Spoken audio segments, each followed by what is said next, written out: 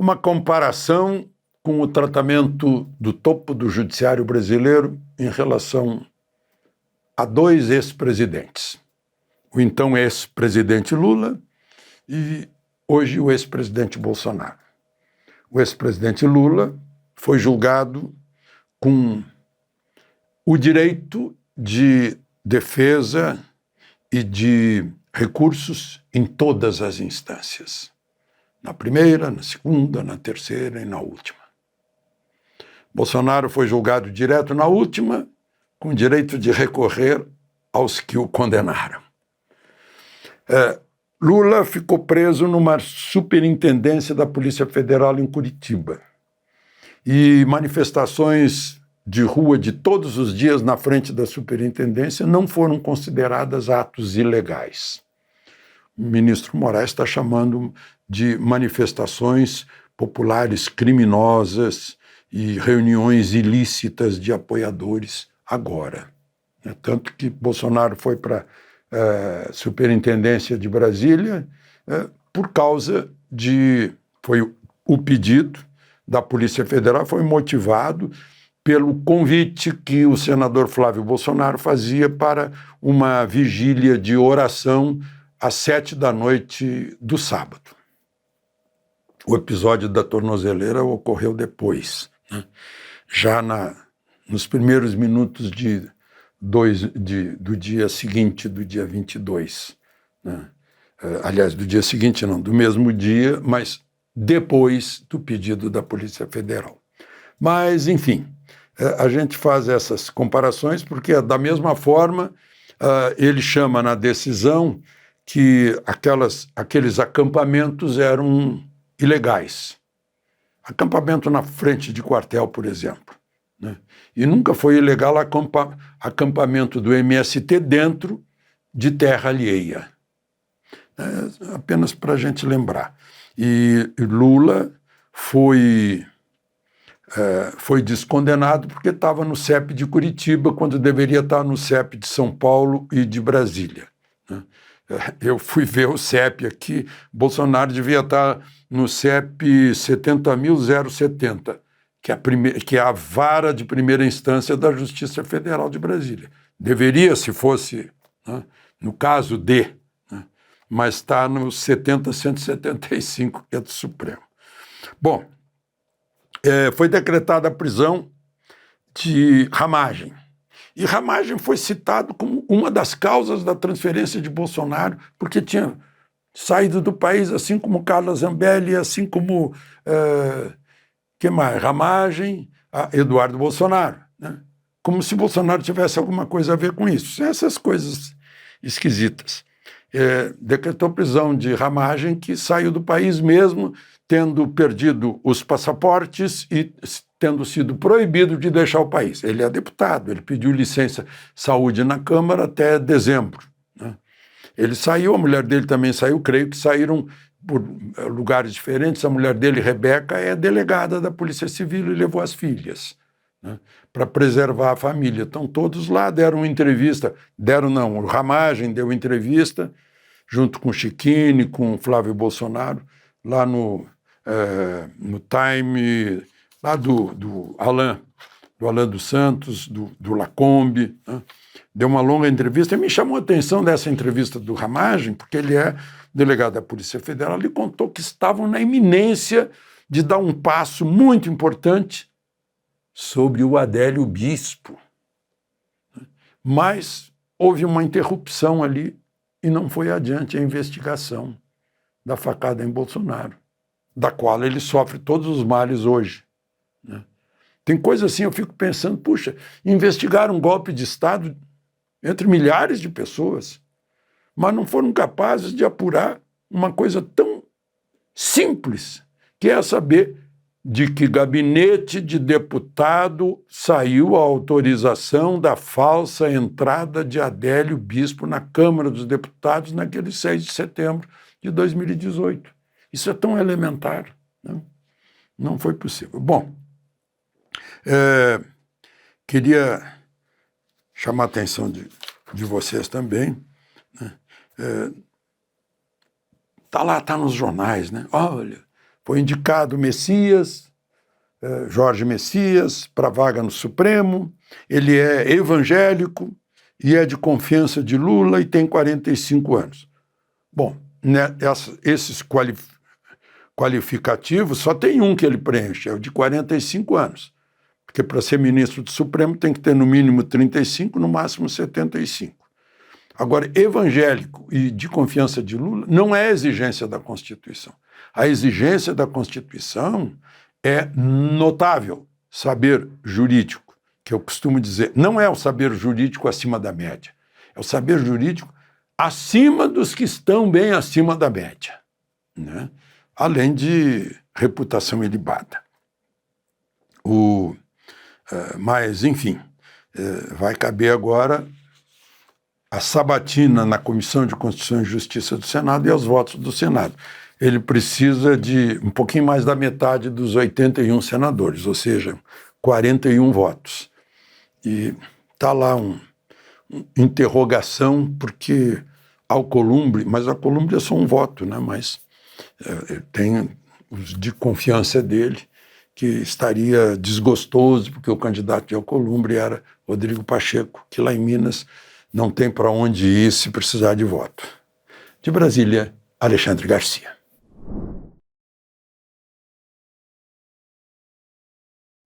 Má notícia para você, pagador de impostos. Você está pagando mais imposto. Agora, no mês de outubro, foi o recorde do mês de outubro. O governo federal arrecadou quase 262 bilhões de reais de uma parte do seu trabalho. Talvez você nem saiba, tem gente que não sabe, que na hora que compra óleo de cozinha, na hora que compra um livro para a escola, qualquer compra, né? Na hora que compra uma garrafa de vinho, um carro, está pagando aí 30%, 40%, 50% de imposto. Né? Na hora que toma um empréstimo, está pagando mais IOF. Né? Até outubro, o governo federal recebeu de nós, pagadores de impostos, só neste ano, em 10 meses, 2,4 trilhões de reais. Você não tem nem ideia do que seja isso. Significou, só nesses 10 meses, um crescimento real de 3,2% a mais de impostos. E, no entanto, o governo gasta muito, a ponto de, até agosto, o desequilíbrio era de 86 bilhões do que ele estava gastando e do que ele estava arrecadando da gente. 86 bilhões a diferença, em 8 meses. E a gente não vê isso em bons serviços públicos, tanto que o governo precisa de propaganda para pagar propaganda, para meios de comunicação, para mídia. O governo não precisa de propaganda, né? O governo não é sabonete, nem marca de automóvel. O governo que presta bons serviços públicos não precisa de propaganda. Os bons serviços já são a propaganda. Bom, ora, quem deve estar com frio na espinha é o Maduro, o Nicolás Maduro, porque o secretário de Estado americano, Marco Rubio, assinou lá, já foi publicado, digamos, no Diário Oficial americano, na segunda-feira, a classificação do Cartel de los Soles como organização terrorista estrangeira, que significa os americanos, o Departamento da Guerra, que era o Departamento de Defesa, como disse o secretário de Defesa, o hemisfério não será controlado por narcoterroristas, né, que estão dentro de regimes ilegítimos. Está todo mundo de olho aí, né, o que pode acontecer. Enquanto isso, a União Europeia, vale dizer Inglaterra, Alemanha e França, estão com um contraplano em relação ao plano do Trump de paz entre Rússia e Ucrânia, porque acham que o plano de Trump favorece o Putin, favorece a Rússia, né? Dá ganhos de território para a Rússia. Mas agora estão nesse pé. Aí não sai a paz, né? Se ficam discutindo, não encontram um caminho, não sai a paz. Bom, falar em paz, parece que a paz aqui no Brasil está longe, né? A manutenção da prisão de Bolsonaro continua criando problemas sérios. Lá no Congresso Nacional, os presidentes da Câmara e do Senado estão rompendo com os líderes na Câmara e no Senado do governo. Isso é problema sério para o presidente, que está, na última votação, perdeu feio por 370 a 110. E parece que essa última votação, que é daquele projeto de segurança pública, é que houve o rompimento. O Hugo Mota disse que não fala mais com Lindbergh Farias. Onyx Lorenzoni está apelando numa gravação, ele foi deputado por 30 anos, foi ministro de Bolsonaro, que busquem rapidamente a anistia para resolver, para vir a paz. Só que é muito difícil vir a paz aqui no Brasil quando há tantos fanatismos, né, dos dois lados. Eu vejo, por exemplo, um fanatismo, eu vou falar nisso no meu canal amanhã, lá em Bento Gonçalves, no Rio Grande do Sul, onde nasceu Ernesto Geisel. Estão aplicando fanatismo lá porque o município quer prestar uma homenagem ao seu filho ilustre, que fez a abertura, né? E derrubou o AI-5 e derrubou a censura. Mas, enfim, amanhã eu falo nisso no meu canal. De Brasília, Alexandre Garcia.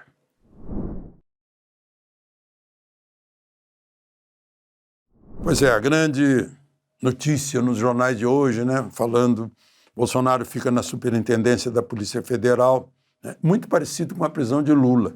Só tem uma diferença, o julgamento foi totalmente diferente, né? Lula teve direito de defesa, primeira instância, segunda instância, terceira instância, sempre com recurso, com tentativa de habeas corpus, né? Até finalmente transitado em julgado, depois de todos os recursos esgotados, ele foi recolhido a uma sala lá na Superintendência de Curitiba, onde recebia a dona Janja, onde todos os dias tinha manifestações lá na frente, né? Tratamento com Bolsonaro, a sala até parece que é menor. Lula tinha equipamento de ginástica. Bolsonaro não tem. É 12 metros quadrados, tem uma tela de televisão, uma cama, um armário, um ar-condicionado, uma janelinha no canto, né, e um banheiro privativo. Eu já falei aqui do médico Dr. Marcelo Caixeta, que fez uma análise com 30 pesquisas pelo mundo inteiro, e o caso de Bolsonaro é muito grave, e o confinamento, o sedentarismo pode desencadear um AVC, um infarto, uma broncopneumonia, uma doença psiquiátrica. Mas, enfim. E as coisas foram tratadas, né, com um noticiário de militância, que eu vi agora no Estadão, o Carlos Alberto Franco, professor Carlos Alberto Franco, falando a propósito da BBC de Londres, que alterou discursos de Trump para parecer que ele estava estimulando a invasão do Capitólio, né? Eu vejo discursos de Bolsonaro durante a pandemia como foram alterados, né? Tirados do contexto. Aí ele diz aqui para as pessoas que estão interessadas em jornalismo, né? Pega a BBC, diz que devia ser um exemplo aqui para nós. É urgente resgatar o jornalismo dos fatos, acontecimentos acima das paixões políticas e ideológicas, ouvir todos os lados. A neutralidade é impossível, ninguém é neutro, mas tem que ser fiel à verdade dos fatos, né? Porque hoje está um jornalismo de militância.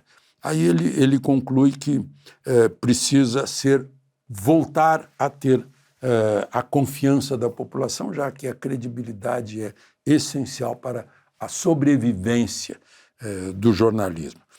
Eu estou falando nisso por causa do noticiário que a gente vê aí e com defeitos horríveis de fala, né? Repórter que está narrando a coisa é ali, ali, ali, ali, ali, repete o ali 10 vezes em 1 minuto. A gente fica procurando onde é ali, né? Mais outras coisas incríveis. Agora, CPMI, né? A gente está falando das condenações e tal, e esquecendo da CPMI, que está lá, só chega gente blindada. Agora a CPMI está indo atrás de um irmão do brigadeiro Joseli Camelo, que é ministro do Superior Tribunal Militar, aquele que ficava já antecipando que é crime de golpismo, né? Sem sair condenação, ele já antecipava as condenações. Agora mesmo ele vai dar um voto certamente para tirar a patente de capitão de Bolsonaro, que aliás não foi para o QG como os outros, para o Comando Militar do Planalto, ficou na Superintendência da Polícia Federal como se fosse um civil total, ele é capitão da reserva. Mas aí agora a CPMI, daquele desvio do dinheiro dos idosos, está dizendo aqui que o irmão dele, que se chama Joseni, que é o irmão do Joseli, os pais só trocaram uma letra, recebeu 2 PIX, num total de R$731 mil, e que ele tem uma aposentadoria de 31 mil, né? E está lá na investigação aquela Associação de Aposentados e Pensionistas do Brasil. E ele vai ser chamado lá para depor. O irmão dele, que está lá no STM, não tem nada a ver, mas ficou todo mundo em alerta. Opa, vamos ver o que está acontecendo. Bom, aconteceu num prédio da Esplanada dos Ministérios, num prédio de ministério, que foi feito para abrigar um ministério. Uma explosão numa estação de força, feriu uma pessoa, tem mais de quase 30 atendimentos de asfixia e tal, e pequenos ferimentos, no Ministério. Aí a gente fica sabendo que funciona num prédio, funcionam 6 ministérios. Essa coisa do novo ministério, por isso que temos déficit, né? Lá é Ministério da Gestão e Inovação das Mulheres, do Desenvolvimento Agrário, Desenvolvimento Social, dos Povos Indígenas, da Igualdade Racial. Só com uma explosão dessa a gente fica sabendo dessas coisas, dessas invenções aí desse governo que acabou com os Correios, né, por exemplo. Só para concluir, lembrando que 10 de dezembro vai ser a sabatina de Messias, para conferir se ele atende à principal exigência da Constituição, que é notável saber jurídico. De Brasília, Alexandre Garcia.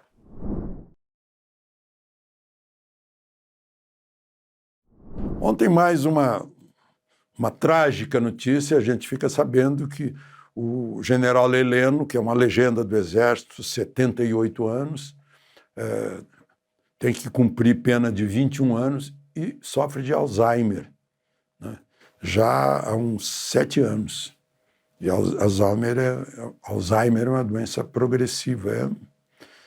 Eu conheço o general Heleno há muito tempo, nunca vi nenhuma manifestação dele que não fosse dentro da lei, da ordem e da Constituição, né? Um oficial brilhante. Bom, mas eu queria falar da COP, porque, de repente, parou-se, parece que diz assim, não falem mais da COP, né?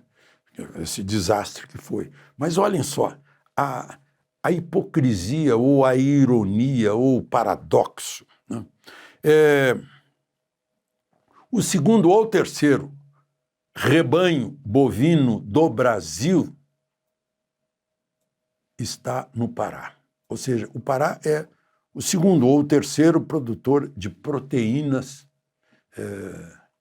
animais deste país, de bovinos. Mas está em primeiro lugar na fome. É o IBGE que diz isso. 44,6% dos domicílios do Pará têm insegurança alimentar, tem problema sério de fome. E o que mostraram lá foi a tentativa de, não sei, brilhante Amazônia. Aí a gente ficou sabendo, os estrangeiros, a gente já sabe, né? A menos que a gente tenha uma fonte de informação que nos engane. Mas, senão, a gente sabe que lá a entrada do rio Solimões, que depois vira Amazonas, já é dominada pelo PCC, lá na entrada. Mas outras áreas são dominadas pelo Comando Vermelho, ou vice-versa, o Comando Vermelho que está dominando a entrada do rio e o PCC está dominando outras áreas. Jacareacanga, por exemplo, eu anotei aqui, porque eu vi a foto, né? Tá lá, Comando Vermelho. Proibido roubar na quebrada. Está dizendo qual é o bairro de Jacareacanga que não pode roubar, a ordem é do Comando Vermelho. Jacareacanga fica no Pará, né? Mas, enfim, mostrou-se alguma coisa, mas não mostrou-se a insegurança fundiária de milhares de brasileiros trabalhadores que estão lá produzindo cacau, gado, tem escolas, igrejas, e, de repente, chega o governo federal e tira tudo, queima casas, esvazia escola, igreja, tem que se mudar, tem várias áreas assim, porque foram postos lá, imagina, pelo INCRA, mas depois inventaram a reserva indígena, aí prevalece a reserva indígena. É injustiça social lá na Amazônia. Bom, eu implico com altura de prédio em que a pessoa tem que morar. Não é só porque, se um dia faltar eletricidade, a pessoa tem que subir 30 andares. Não é só por isso. É por outros motivos. O que está acontecendo, o que aconteceu ontem em Hong Kong, que era uma possessão britânica desde 1999, passou a ser chinesa de volta. Um condomínio de 8 prédios com fogo. Não se sabe quantos morreram. Eu calculo, assim, pelo noticiário, uns 300.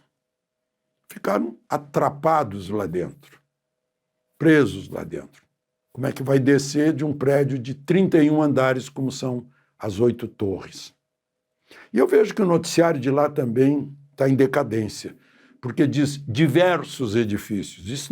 Essa palavrinha não existe em jornalismo, pelo menos quando eu ensinava jornalismo na PUC e no CEUB.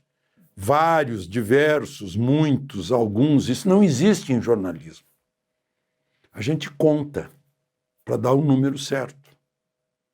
Existe na conversa fiada, mas jornalismo tem que ser claro, objetivo.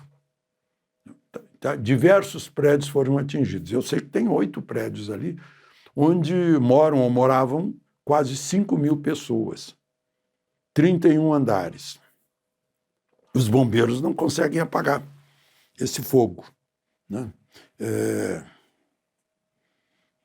2.000 apartamentos. Eu fico pensando, né?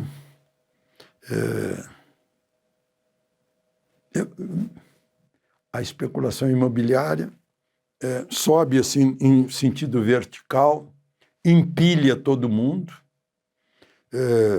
Há uma concentração muito grande de demanda de energia elétrica, de esgoto, de consumo de água, de lugar para estacionar, de peso sobre o solo, e também de pessoas que estão contíguas, em que o barulho de um atrapalha o outro. Eu estou desabafando, porque eu nunca gostei disso. Em prédio é preciso um mínimo de conforto, mas, sobretudo, de segurança. É bom que todo mundo pense nisso, para agir sobre segurança dos prédios, olhando as imagens de Hong Kong. De Brasília, Alexandre Garcia.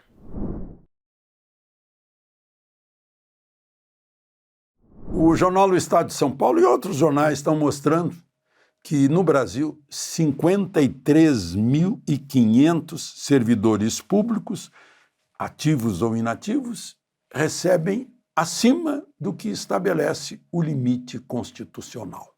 Ou seja, estão sendo pagos desobedecendo na cara de todo mundo a Constituição.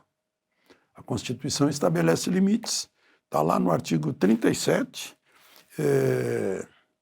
que no município tem relação com os prefeitos, no Estado, relação com os governadores, no âmbito nacional, todo relação com o que recebem ministros do Supremo.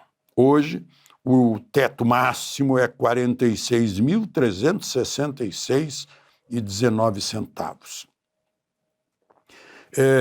53.500 servidores recebem acima disso, e nos últimos 12 meses deu 20 bilhões dos nossos impostos, dos pagadores de impostos, para pagar esses, chamam de penduricalhos, né?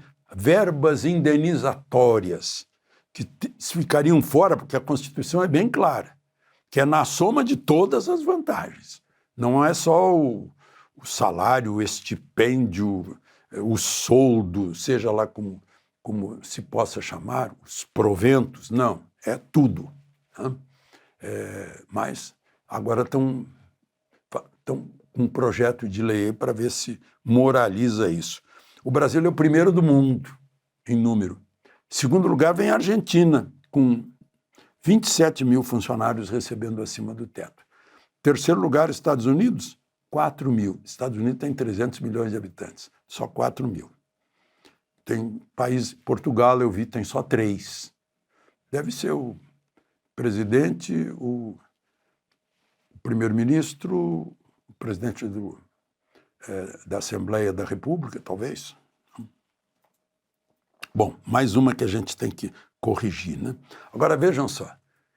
48 horas depois de terminada a COP, Lula já nega o que discursou.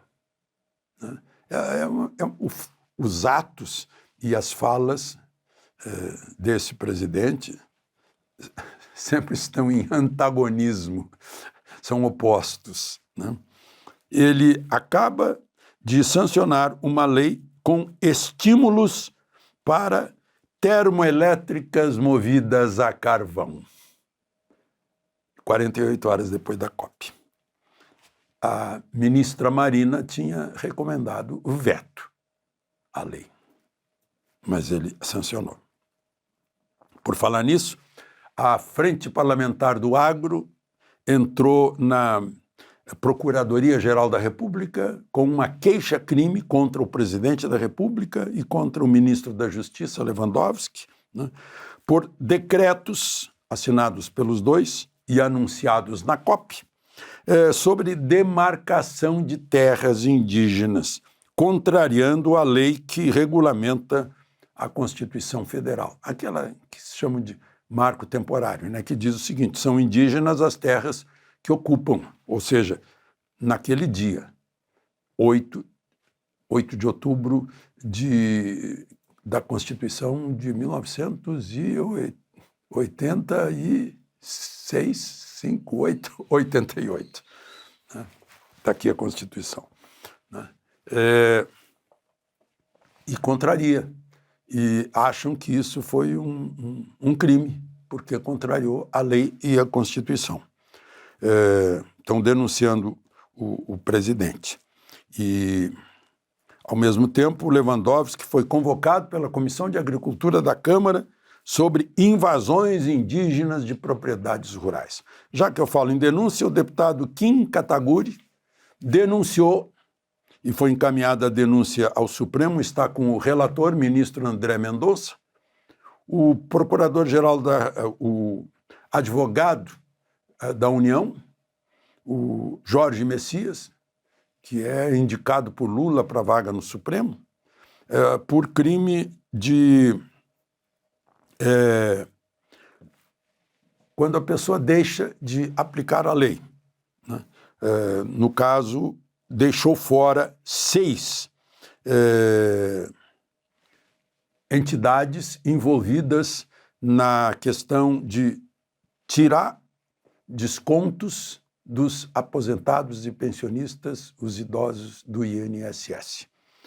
Messias está sendo acusado de uma queixa-crime por ter, em 9 entidades que foram objeto de um alerta, fingiu que não viu 6 e só botou 3. Né? Acham que foi cometido um crime aí. Tudo isso vai lá para a sabatina do Senado, que está marcada para o dia 10. Ele já está percorrendo o Senado, fazendo uma espécie assim de... pedindo voto lá para os senadores. Alcolumbre, até o momento dessa gravação, eu não tinha notícia de que o tivesse recebido. Alcolumbre já disse que seu candidato é o Rodrigo Pacheco, ex-presidente do Senado. Porque Rodrigo Pacheco quer ir para o Supremo porque não tem futuro eleitoral em Minas Gerais. De Brasília, Alexandre Garcia. Gostou de ver o comentário do Alexandre Garcia? Ele chegou aqui graças à contribuição dos assinantes da Gazeta do Povo. Eu sou Marcos Aires, editor de redes sociais da Gazeta, e preciso te dizer, é o apoio da nossa comunidade que permite que conteúdos assim ainda sejam feitos no Brasil. Considere tirar um minuto e se tornar assinante da Gazeta agora. Você vai ter acesso a todo o noticiário e colunistas, conteúdo independente e com a coragem que só a Gazeta tem.